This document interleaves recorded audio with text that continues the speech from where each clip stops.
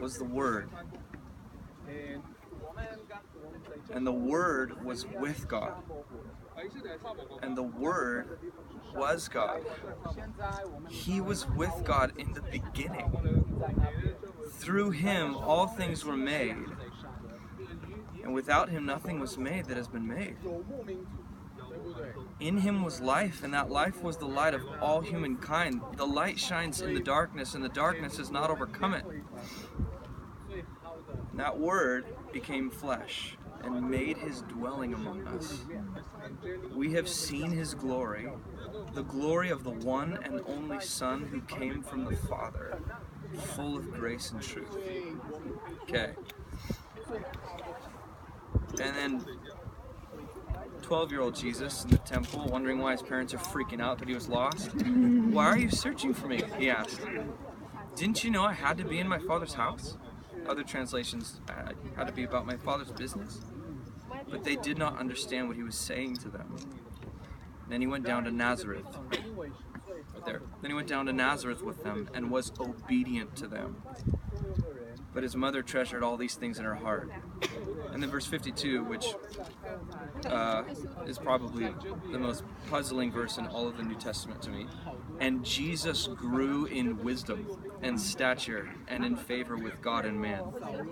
So you have the Word, the Logos, the very logic and thought of Yahweh. You have the very thing that was with Yahweh in the beginning of creation, before creation. You have the offshoot of the mind of Yahweh, this Logos, this Word, with Yahweh, creating alongside Yahweh, in perfect relationship with Yahweh.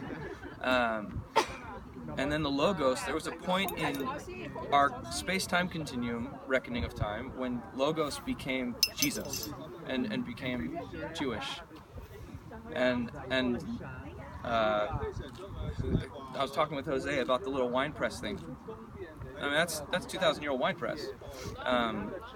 And Avi said Jesus pretty much confirmed grew up 5 minutes from that wine press. So the likelihood of him knowing what life is like and sharing in celebration of Yahweh's faithfulness together with his community at that wine press, the likelihood of Jesus having stood where we stood is pretty much as high as it gets, right there. And so from infant to about just shy of my age, 30, I'm 34. So from infant to 30, just that valley was the context. The Logos who became flesh was processing, growing in wisdom, growing in stature, growing in his understanding of humankind and God, and teaching the scriptures. And then I forget the guy's name, the Canadian tour guide, but he read Jesus' unveiling of his own messianic identity to us. So away in a manger, no crib for a bed, the Christmas carol. Away in a manger, no crib for a bed, the little Lord Jesus laid down his sweet head. There's that verse, no crying he makes, which I think is totally off. No crying he makes, that's like heresy. Like as if he wasn't fully human. Because he absolutely was every bit as much human as you and I were. And yet every bit as much God as Yahweh is. He cried like a baby. Yes, he was. And he figured out stuff. And he learned what faithfulness is like. So to me that's the take. To me that was the takeaway from our little jaunt in Nazareth. That God who became flesh, who lived among us to lead us in the way of the Father, he spent babyhood to 30 in obscurity, faithfulness. Like no miracles yet, recorded at least.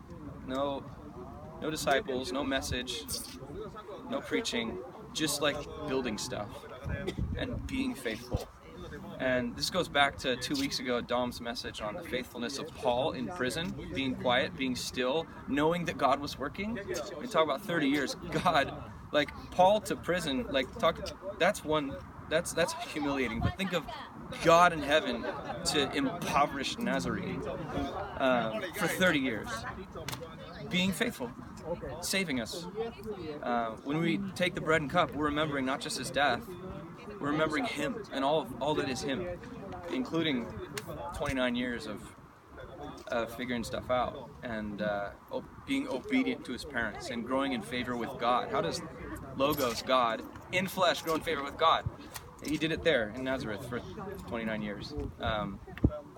So at least, especially for my generation, a lot of us, it's definitely a younger group than I've ever been with. Like, to process faithfulness in the context of being present where you are and being still and knowing that God is working regardless of circumstance. I think Jesus has blazed the trail in faithfulness for us, and we can learn quite a bit, especially when things are kind of at a standstill. So anyways, Jesus was pretty faithful. Let's pray. Heavenly Father, thank you